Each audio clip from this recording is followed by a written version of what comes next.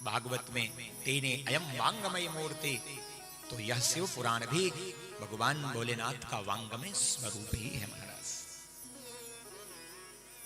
और वांगमय स्वरूप को, शब्दमय स्वरूप को, शब्दमय विग्रह को हृदय तक कैसे पहुंचाओगे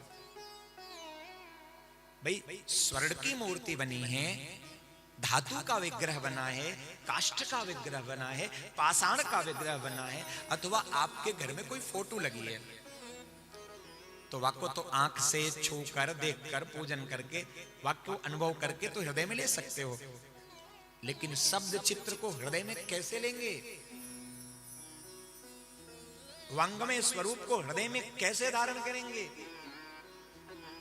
मात्र एक साधन है, श्रवण मंगलम श्रीमदाततम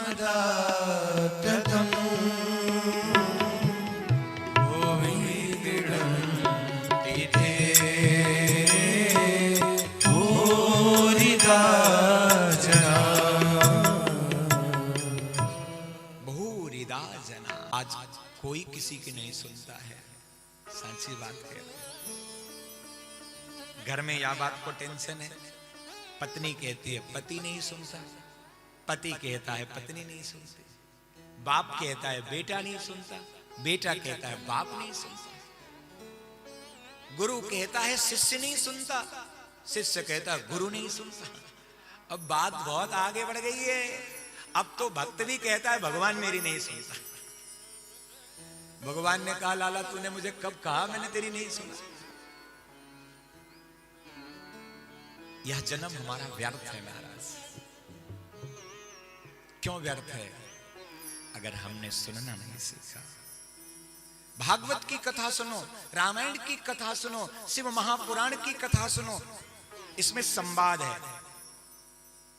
सूत सौनक का संवाद। जहां भी जाएंगे ना, कथा में एक भूमि मिलेगी नैमिषारण्य, और वाकई पावन भूमि पर श्रोता बने हैं सौनक जी महाराज, और सूत जी महाराज वाको सुना रहे। सत्यनारायण की व्रत कथा सुनो, वहां में भी आएगा एकदा नैमिषारण्य। नैमिषारण्य के लोग करते क्या है? बोले सुनते, पेट नहीं भरता सुनने से। बोले कभी नहीं भरता, कथा सुनने से कहू को पेट भरे महाराज, क्योंकि पेट में जाने वाली वस्तु तो है ही नहीं। सुनना कहां तक है? हृदय तक ही है, या को पेट में ले जाना नहीं, पचेगा ही नहीं। यहां से सुनना और यहां तक लाना, यहां से सीधा कनेक्शन। सुनना सीख जाओ।